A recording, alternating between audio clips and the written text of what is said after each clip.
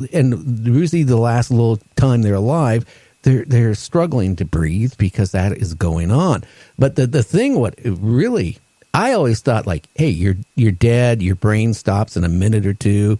Now they're talking that brains can actually be functioning at some level 10, 15, 20 minutes later after you pass on. Could you imagine? Because we don't know what the thoughts would be. I mean, you're laying there, you died, you don't realize you're dead. I mean, your brain doesn't stop right away. So, I mean, you still have a thought process. Could you imagine the people, in France that went through the guillotine? And they would say, people would say that their eyes were still moving. And then, they would come back and say, oh, that's just the muscles, reflexing, the eyes.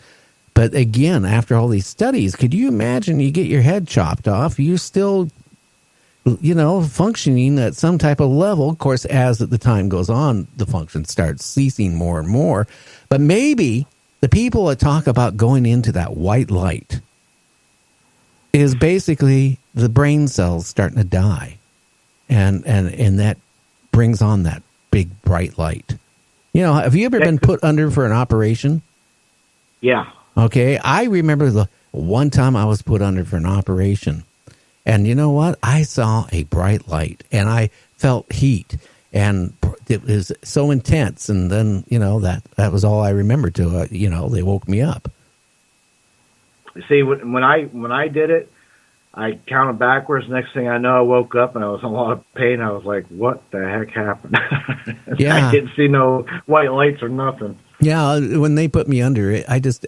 I thought I was going to go right under it. And it took, I think I got up to probably way past 10, and I don't know.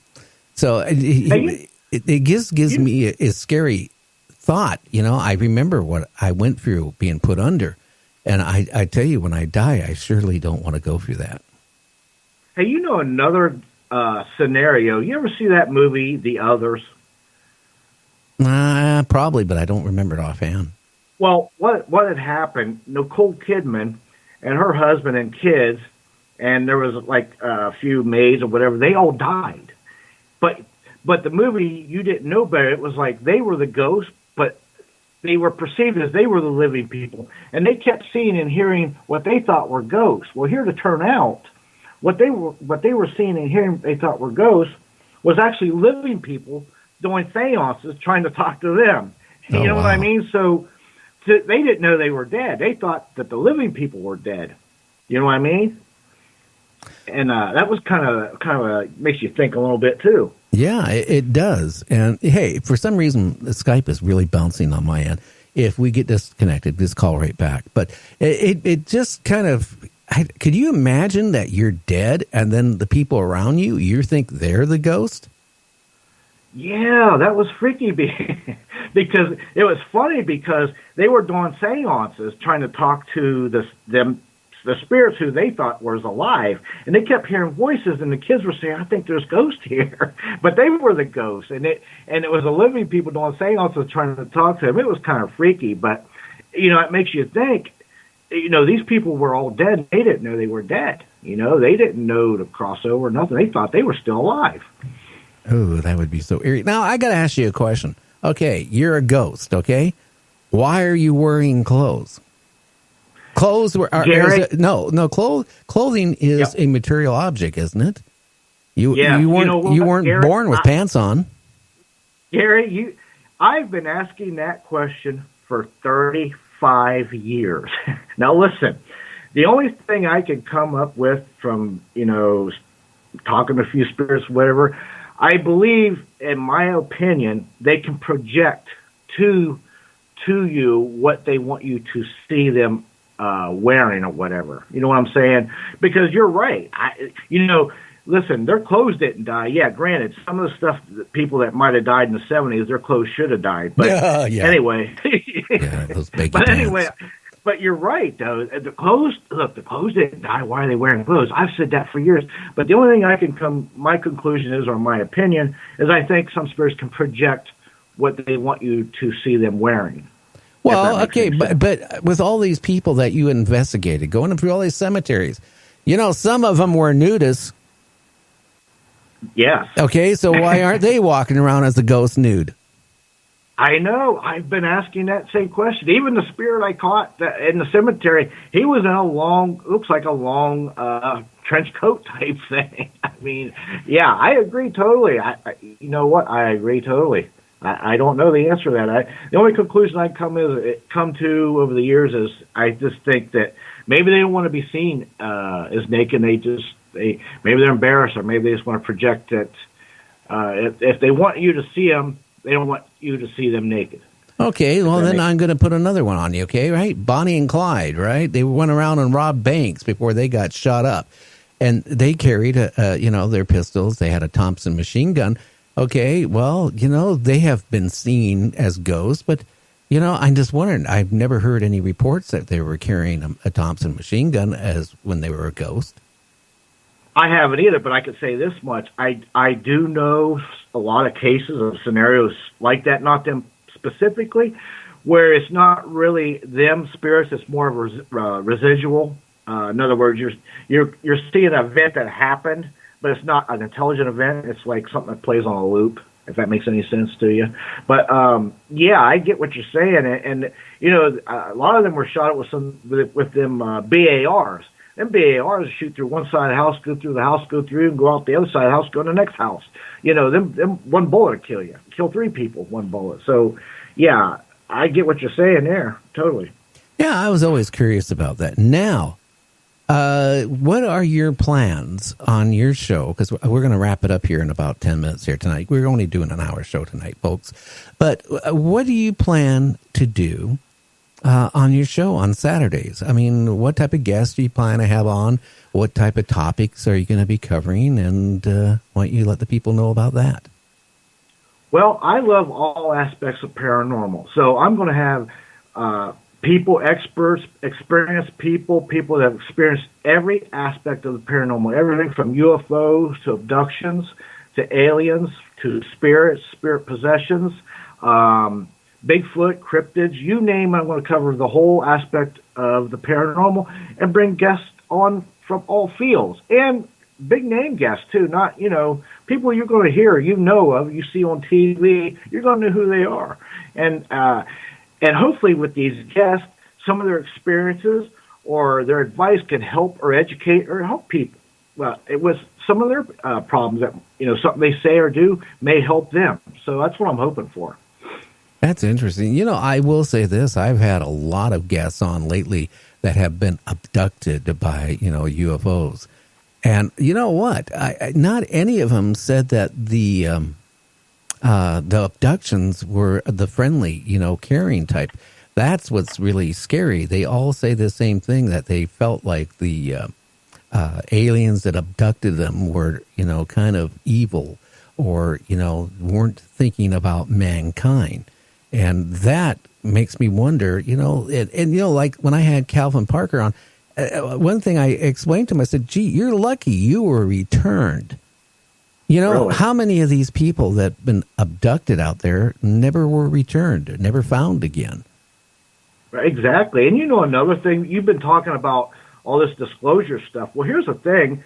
These aliens, if they're abducting people, and that's the word, abducting, they're not, taking volunteers in, they're abducting. In other words, you abducted somebody off the street, brought them in the house, probed them a little bit, and kicked them to the curb, we'd probably be in trouble. You'd be in prison for about 20 or 30 years. Exactly. Plus, these aliens, they don't have empathy like us. They're more like, I think some of them are even robots or droid, or just, they're doing jobs for a higher intelligence of an alien. And the thing is, if we did that, we would be wrong. Well, here's the thing about this disclosure. If it ever came out and they said, yeah, we made a deal and we let them do this and this, well, wouldn't the government be liable for a lot of lawsuits for, people being abducted for letting them do it? Wouldn't that they would be, you know what I mean? I think this is only my feeling, okay? If it ever came out, okay, through disclosure that we have allowed aliens to abduct people and experiment on them and return them or not return them, Or in some cases, like Mary Joyce claims that there's a species of aliens in North Carolina in the underground military complex that is sharing technology with our government military. But she said these are not the aliens or the friendly type. They're cannibals. They like humans. Just like that Twilight Zone series of the, episode where to serve man. Now, right. You don't know. I mean, let's face it. We are still infants. We are. Okay, so if somebody has the capability to come from a different solar system or wherever, okay, and be able to abduct people, they are so far advanced than we are. They're not going to look at us as humans. They're not going to have any respect for us, other than maybe respect that we're a living being. But you're the same way. You're in junior high school, and all of a sudden the teacher, wheels the cart, and on this cart there's all these frogs, and you have to dissect them. If you were lucky, you got a dead frog. I remember one class they had live frogs, and we had to, wow. And you go through this cycle. We don't know what's happening because this is not the cattle mutilations. There's been reported mutilations in South America, into the Amazon, where some of the pictures have surfaced that these people that were abducted and dumped, just like how they do the cattle, dump them back down, had laser precision cuts, and certain their sex glands removed, their eyes removed, their tongue removed, weird things removed, just like the cattle. And they were dumped back on the ground. And these actually were more accurate than laser, cuts. So that tells me whatever they're doing is not to benefit mankind. I just don't buy it. Now, there could be a species out there that is, or a race of humanoids out there that, are, but I don't think they're here to protect Earth. They're here out of the same curiosity. Or they're here and we're nothing more than a big cattle farm. Well, that's it. And, it's, 28 years ago, Gary, I seen a paper from somebody that was, kind of high up in the things, and it acknowledged a top secret paper. I don't know how real it was. I assumed it was good, that our government acknowledged 168 different races of aliens. Now, that was 28 years ago. Now, 28 years has passed since then. God only knows how many more, or how many more violent ones have come, or how many have turned more violent, or how many people have come up missing from this. And the other thing is, our government, they want the technology, but listen to this scenario just for 1 minute. If you took a CD player and put a CD in it that told all the secrets of today, of technology, and you transport it back to 200 years ago, just 200 years ago, how would they even learn to play it, to get all this knowledge off of it? You see what I'm saying? They couldn't. They couldn't. That's the whole point. If you even go back 60 years ago, okay, or 100 years ago, we didn't have the technology to, I hate to say it, a lot of this stuff, and that's only my opinion, people, so don't get mad at me. We all have our own opinion. But to go back and try to reconstruct what a object is, for example, a device that does something, okay, if you don't have the technology then to do it, how are you going to back engineer it? Some of this stuff, I like at Roswell, for example, where they talk about, back in the 50s, 60s of going back engineering UFOs. We didn't have the technology. The computers in the 50s took a whole big room, and there were tube computers. And you know how smart they were? They were so dumb. They could only do crunch numbers, basically. Even when we sent the men to the moon, your cell phone has more memory in that computer of your cell phone, and then what they had. That computer was the size of a house. Well, I'm talking about in the space, the capsule. Oh, yeah. When they went to, the moon. Oh, your phone has more of a computer power than what they had. So I don't know if we could have actually back engineered UFOs.